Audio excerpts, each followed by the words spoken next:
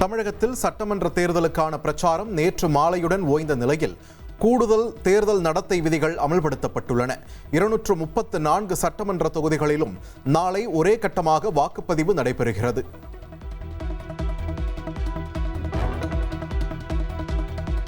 தமிழகம் முழுவதும் சட்டமன்ற தேர்தல் வாக்குப்பதிவுக்கான ஏற்பாடுகள் மும்முரமாக நடைபெற்று வருகிறது.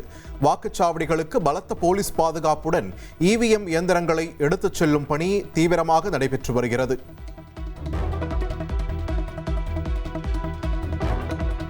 மலை கிராமமான வெள்ளக்கெவிக்கு வட்டக்கானல் பகுதியில் இருந்து குதிரை மூலம் வாக்குப்பதிவு இயந்திரங்கள் அனுப்பி வைக்கப்பட்டன.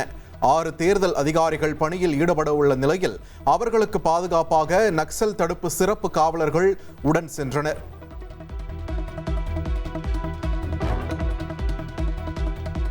தமிழ்நாடு முழுவதும் இதுவரை 1262 கோடி ரூபாய் மதிப்பிலான பணம் மற்றும் பரிசு பொருட்கள் பறிமுதல் செய்யப்பட்டுள்ளன. ரொக்கப்பணமாக 543 கோடி ரூபாய் பறிமுதல் செய்யப்பட்டுள்ளதாக தமிழக தலைமை தேர்தல் அதிகாரி அர்ச்சனா பட்நாயக் தெரிவித்துள்ளார்.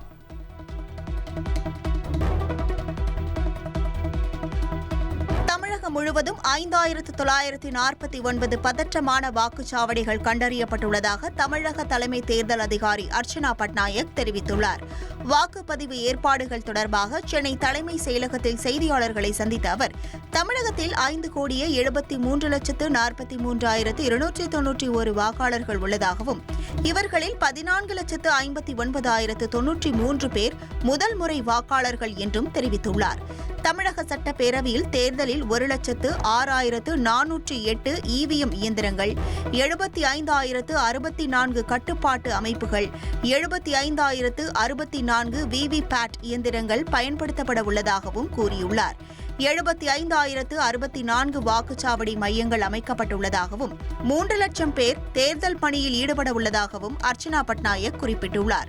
மேலும் 83,000 காவலர்கள், 300 துணை ராணுவ படையினர் பாதுகாப்பு பணியில் ஈடுபட உள்ளதாகவும் 62 வாக்கு எண்ணிக்கை மையங்கள், 4 கட்டுப்பாட்டு மையங்கள் அமைக்கப்பட்டுள்ளதாகவும் தெரிவிக்கப்பட்டுள்ளது. 1262 கோடி பணம் மற்றும் பரிசு பொருட்கள் பறிமுதல் செய்யப்பட்டுள்ளது. 249 மாதிரி வாக்குச்சாவடி மையங்கள், 325 பெண்கள் பணியாற்றும் வாக்குச்சாவடி மையங்கள், 71 மாற்றுத்திறனாளிகள் பணியாற்றும் வாக்குச்சாவடி மையம், 79 இளம் பணியாளர்கள் பணியாற்றும் வாக்குச்சாவடி மையங்கள் அமைக்கப்பட்டுள்ளது. இதில் 5,949 பதற்றமான வாக்குச்சாவடிகள் உள்ளதாகவும் தெரிவிக்கப்பட்டுள்ளது. மேலும் பல்வேறு தகவல்களை வாக்காளர்கள் தெரிந்து கொள்ள தேர்தல் வழிகாட்டி இணையதளம் உருவாக்கப்பட்டுள்ளதாகவும் அவர் குறிப்பிட்டுள்ளார்.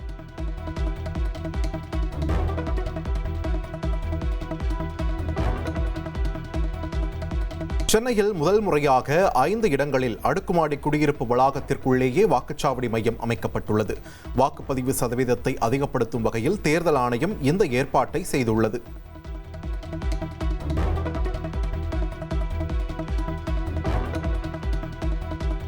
திருவள்ளூர் மாவட்டம் மாதவரம் தொகுதிக்குட்பட்ட ஆட்டந்தாங்கல் அரசு பள்ளியில் பசுமை வாக்குச்சாவடி அமைக்கப்பட்டுள்ளது. வாழைமர தோரணம், பசுமை செடிகள், பச்சை நிற விரிப்பு என கோடை வெயிலை மறக்கடிக்கும் வகையில் பசுமை வாக்குச்சாவடி அமைந்துள்ளது.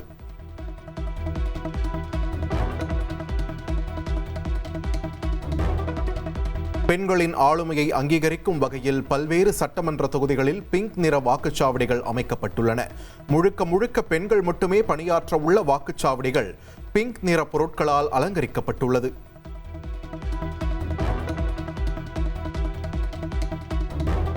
தேனி மாவட்டம் ஆண்டிப்பட்டி சட்டமன்ற தொகுதிக்கு உட்பட்ட வெள்ளிமலை பகுதியில் 5 வாக்காளர்களுக்காக மட்டும் ஒரு வாக்குச்சாவடி அமைக்கப்பட்டுள்ளது. அடர்வனத்தை தாண்டி செல்ல வேண்டியிருப்பதால் முன்கூட்டியே இவிஎம் இயந்திரங்கள் பலத்த பாதுகாப்புடன் அனுப்பி வைக்கப்பட்டுள்ளது.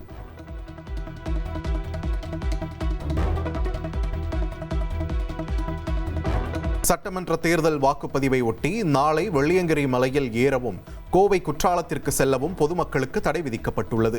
100% வாக்குப்பதிவு குறித்து விழிப்புணர்வு ஏற்படுத்தும் விதமாக வனத்துறையினர் இந்த உத்தரவை பிறப்பித்துள்ளனர்.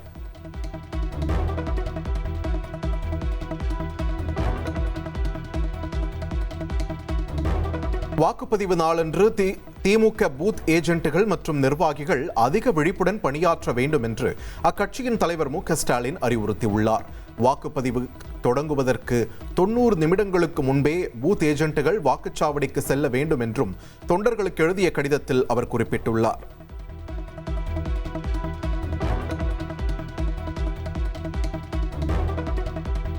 தமிழகத்தில் அனைத்து வாக்குச்சாவடிகளிலும் சிசிடிவி கேமராவை உறுதி செய்ய வேண்டும். தலைமை தேர்தல் அதிகாரியிடம் அதிமுக தரப்பில் மனு அளிக்கப்பட்டுள்ளது.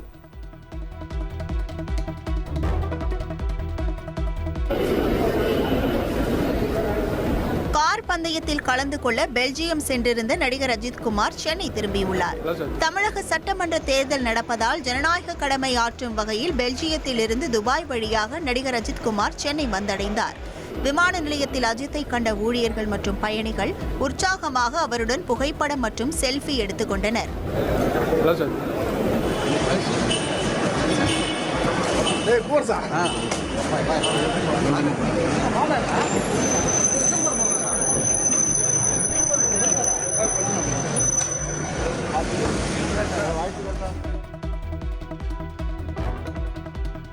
தேர்தல் நாளான நாளை இயல்பை விட 2 முதல் 3 டிகிரி செல்சியஸ் வரை வெப்பம் அதிகரிக்கும் என்று சென்னை வானிலை ஆய்வு மையம் தெரிவித்துள்ளது. சென்னையில் அதிகபட்ச வெப்பநிலை 38 செல்சியஸை ஒட்டி இருக்கும் என்றும் தெரிவிக்கப்பட்டுள்ளது.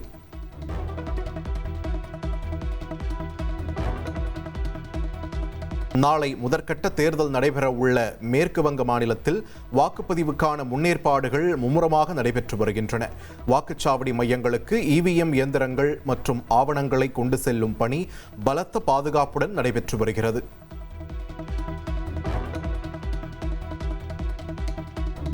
மத்திய அமைச்சர்கள் நிர்மலா சீதாராமன் மற்றும் கிரண் ரிஜிஜு தலைமையிலான பாஜக குழு இந்திய தேர்தல் ஆணையத்தில் காங்கிரஸ் தேசிய தலைவர் மல்லிகார்ஜுன கார்கே மீது புகார் ஒன்றை அளித்தது. அதில் மல்லிகார்ஜுன் கார்கே பிரதமர் மோடி குறித்து சர்ச்சையான கருத்து தெரிவித்ததைத் தொடர்ந்து இந்த நடவடிக்கை எடுக்கப்பட்டதாக தெரிவிக்கப்பட்டது. மேலும் அவர் மன்னிப்பு கேட்க வேண்டும் என பாஜக வலியுறுத்தியது. இதற்கு விளக்கம் அளித்த கார்கே, பிரதமர் எதிர்க்கட்சிகளை மிரட்டுகிறார், பயமுறுத்துகிறார் என்ற பொருளிலேயே தாம் பேசியதாகவும் அவரை நேரடியாக பயங்கரவாதி என கூறவில்லை என்றும் தெரிவித்துள்ளார். சென்னையில் ஆபரண தங்கத்தின் விலை சவரனுக்கு 400 ரூபாய் குறைந்துள்ளது.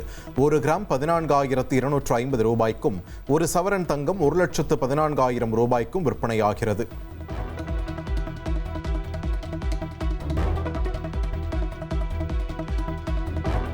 நீட் தேர்வுக்கான ஹால் டிக்கெட் 26ஆம் தேதி வெளியிடப்படும் என்று தேசிய தேர்வு முகமை அறிவித்துள்ளது. நாடு முழுவதும் மே 3ஆம் தேதி நீட் தேர்வு நடைபெறும் நிலையில் 28 லட்சம் மாணவர்கள் தேர்வை எழுத உள்ளனர்.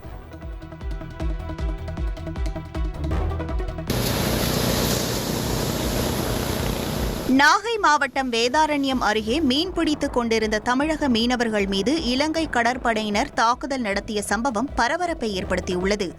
வானவன் மகாதேவி பகுதியைச் சேர்ந்த குமார் என்பவரது படகில் கடலுக்கு சென்ற 4 மீனவர்களை கோடியக்கரைக்கு தென்கிழக்கே இலங்கை கடற்படையினர் வழிமறித்து தாக்கியுள்ளனர்.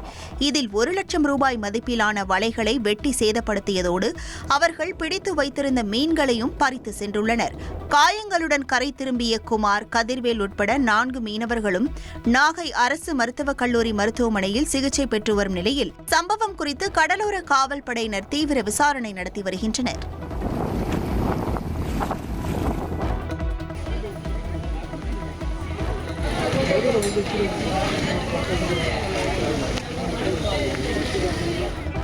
கடலூர் மாவட்டம் வடலூரில் சமையல் எரிவாயு சிலிண்டர் வெடித்த விபத்தில் பெண் ஒருவர் படுகாயமடைந்தார்.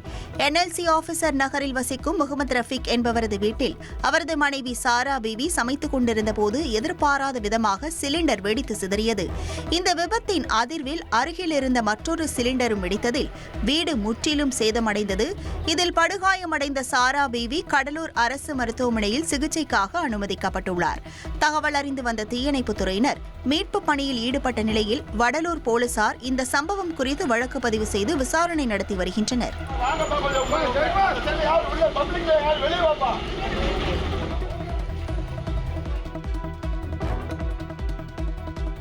பல ஆண்டுகளாக தேடப்படும் குற்றவாளியாக இருந்து வந்த சர்வதேச கஞ்சா கடத்தல் கும்பலின் தலைவனை திருச்சி விமான நிலையத்தில் வைத்து மத்திய போதைப் பொருள் தடுப்பு பிரிவு அதிகாரிகள் கைது செய்தனர். கடந்த 2020ஆம் ஆண்டு நாகையில் 661 கிலோ கஞ்சா பறிமுதல் செய்யப்பட்ட வழக்கில் இந்த நடவடிக்கை எடுக்கப்பட்டுள்ளது.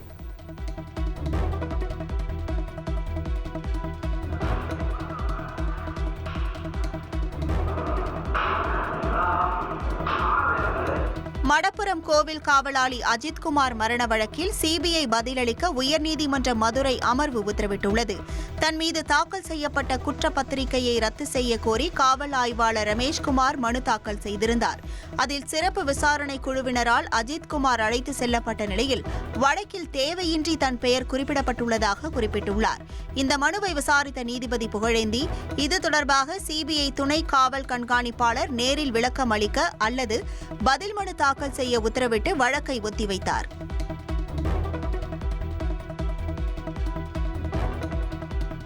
கேரள மாநிலம் திரிசூர் வெடிவிபத்தில் உயிரிழந்தவர்கள் எண்ணிக்கை 14ஆக அதிகரித்துள்ளது. வெடிவிபத்து குறித்து நீதிபதி CN ராமச்சந்திரன் தலைமையில் விசாரணை நடத்தப்படும் என்றும் தெரிவிக்கப்பட்டுள்ளது.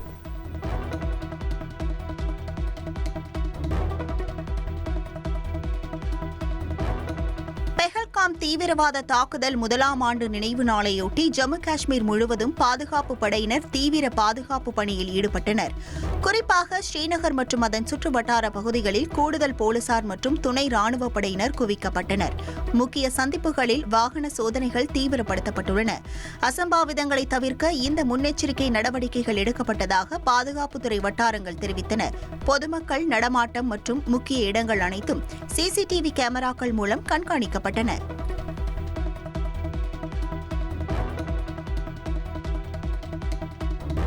பஹல்காம் பயங்கரவாத தாக்குதலின் முதலாம் ஆண்டு நினைவு தினத்தையொட்டி உயிரிழந்தோருக்கு பிரதமர் நரேந்திர மோடி அஞ்சலி செலுத்தியுள்ளார். இந்தியா எந்த ஒரு பயங்கரவாதத்திற்கும் ஒருபோதும் தலை வணங்காது என்றும் எக்ஸ் தள பக்கத்தில் பிரதமர் பதிவிட்டுள்ளார்.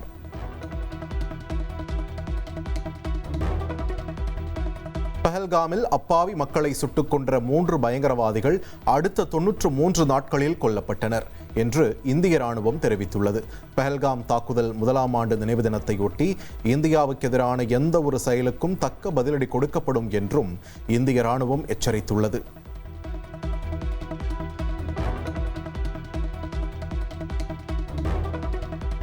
நாடாளுமன்றத்தில் மகளிர் இடஒதுக்கீடு மசோதா நிராகரிக்கப்பட்டதற்கு எதிர்ப்பு தெரிவித்து டெல்லி பல்கலைக்கழகத்தில் மாணவிகள் போராட்டத்தில் ஈடுபட்டனர்.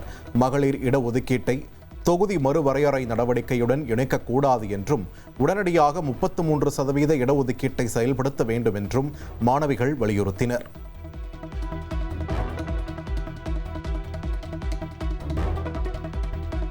உத்தரப்பிரதேச மாநிலம் சுல்தான்பூரில் உள்ள பூர்வாஞ்சல் விரைவுச் சாலையில் இந்திய விமானப்படையினர் தீவிர பயிற்சியில் ஈடுபட்டனர். அவசர காலங்களில் சாலைகளை பயன்படுத்தும் நோக்கில் போர் விமானங்கள் மற்றும் ஹெலிகாப்டர்களை தரையிறக்கி ஒத்திகை பார்க்கப்பட்டது.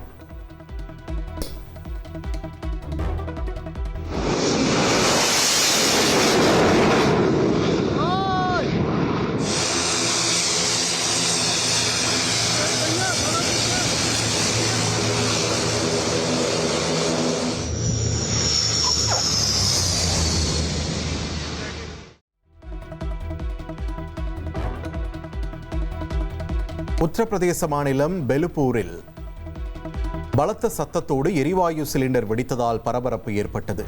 வானத்தை நோக்கி தீ ஜுவாலைகள் எழுந்த நிலையில் அதிர்ஷ்டவசமாக உயிர் சேதம் எதுவும் ஏற்படவில்லை.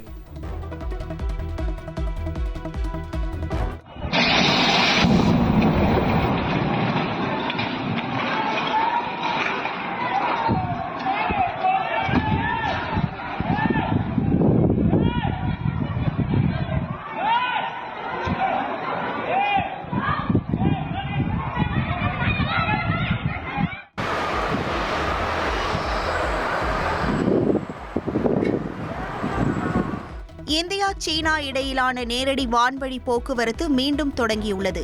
கோவிட் மற்றும் எல்லை பதற்றம் காரணமாக நிறுத்தப்பட்டிருந்த பெய்ஜிங் டெல்லி நேரடி விமான சேவையை ஏர் சீனா நிறுவனம் மீண்டும் அறிமுகப்படுத்தியுள்ளது. இதனுடன் சீனா ஈஸ்டர்ன் ஏர்லைன்ஸ் குன்மிங் கொல்கத்தா சேவையையும் இண்டிகோ நிறுவனம் கொல்கத்தா ஷாங்காய் சேவையையும் அறிமுகப்படுத்தியுள்ளது. மத்திய அரசு முதலீட்டு விதிமுறைகளில் தளர்வு அறிவித்ததை அடுத்து இரு நாடுகளுக்கு இடையேயான வணிகம் மற்றும் சுற்றுலா மேம்படும் என எதிர்பார்க்கப்படுகிறது.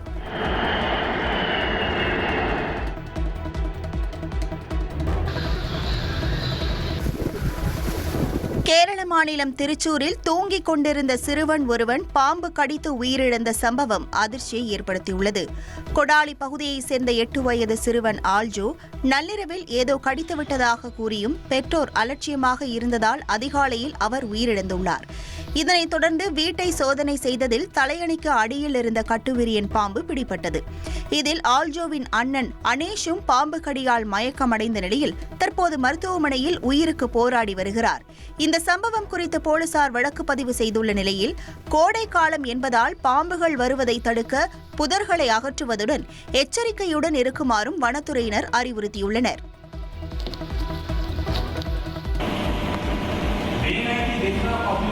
ஜார்க்கண்ட் மாநிலத்தில் நிலக்கரி ஏற்றி வந்த சரக்கு ரயில் கட்டுப்பாட்டை இழந்து விபத்து ஏற்படுத்திய சம்பவம் அதிர்ச்சியை ஏற்படுத்தியுள்ளது. பொகாரா பகுதியில் உள்ள டிவிசி அரசு அனல் மின் நிலையத்தில் நிலக்கரி இறக்கிவிட்டு நகர்ந்த சரக்கு ரயில் திடீரென கட்டுப்பாட்டை இழந்ததாக கூறப்படுகிறது. இதனால் அனல் மின் நிலைய கதவை உடைத்து வெளியே நின்றிருந்த காரின் மீது மோதி 1/2 கிலோமீட்டர் தூரம் இழுத்து சென்றது. அதிர்ஷ்டவசமாக காரில் இருந்த ஓட்டுநர் ஜன்னல் வழியாக குதித்து உயிர் தப்பிய நிலையில் இந்த சம்பவம் குறித்து போலீசார் விசாரித்து வருகின்றனர்.